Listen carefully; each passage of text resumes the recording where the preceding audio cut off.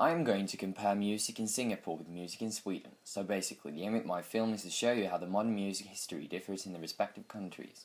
Singapore is an authoritarian state. They have a different kind of regime than we have in Sweden.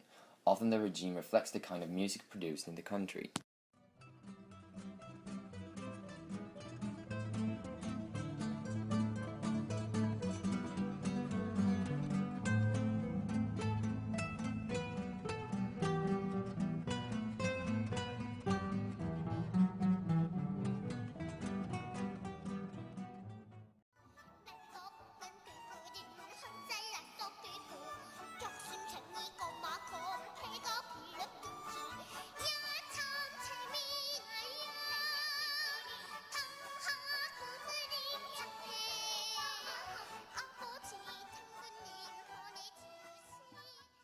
These really uncomfortable clips are from North Korea. I think they are great illustrative examples of how music can be in an authoritarian state.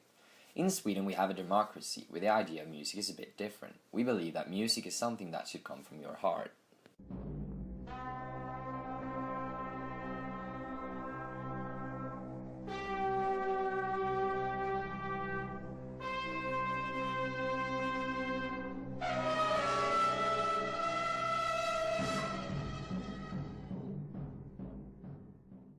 We approach music in a different way. It doesn't have to be perfect the first time, or second, or ever. Anyway, thankfully and obviously, the music in Singapore is not all made by North Koreans, and their music is not performed by kids that arguably threaten to death if they fail.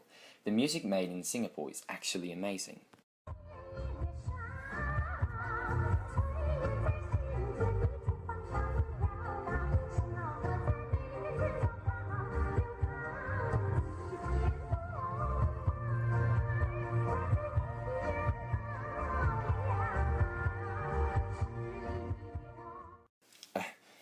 Not really, it sounds weird, it's like grown-up Koreans. So Singapore became independent in the 60s, but has since then been heavily influenced by English music. Singapore also became the centrum for rock, punk, metal and other similar genres in the region.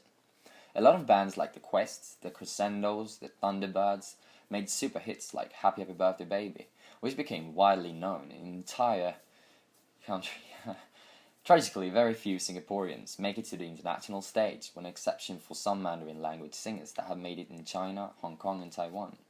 There are a couple of different types of folk music in Singapore. The folk music includes ethnic Chinese, Malay and Tamil sounds. One of the most famous artists in Singapore, Dick Lee, make primarily Peranakan folk music, which is a mixture between English lyrics and Malayan-inspired tunes. In every village by the sea, there stands a tall and ancient tree that shelters from the sky above. Sweden's music history stretches far back. Many Swedish artists have enjoyed success on the British and American charts and in other English-speaking countries. ABBA, The Cardigans, Europe, Swedish House Mafia, Robin are just a few examples. On a per capita basis, Sweden is one of the world's most successful exporters of popular music. Our most famous export is ABBA, which was a worldwide musical phenomenon. The diversity in Swedish music is vast. Pop, classical music, jazz, choral singing, hip-hop, rock, punk rock, reggae, heavy metal, electronic music, and the traditional Nordic folk music, which we share with our North European neighbors. Sweden has also historically dominated the Scandinavian music scene, with Danes and Norwegians listening to Swedish music rather than the other way around. In the late 1980s and early 1990s, Scandinavian death metal bands became very popular with the international heavy metal community. When comparing Singapore's music history with Sweden, Singapore falls behind with miles, not primarily with the quality, but mostly with the quantity. Because of the fact that the country is rather young, their music history hasn't gotten very far, but it's on its way up. For example, our metal bands constantly rising in popularity, and at the most recent metal concert there were 15,000 people attending, which is 20% more than the previous one.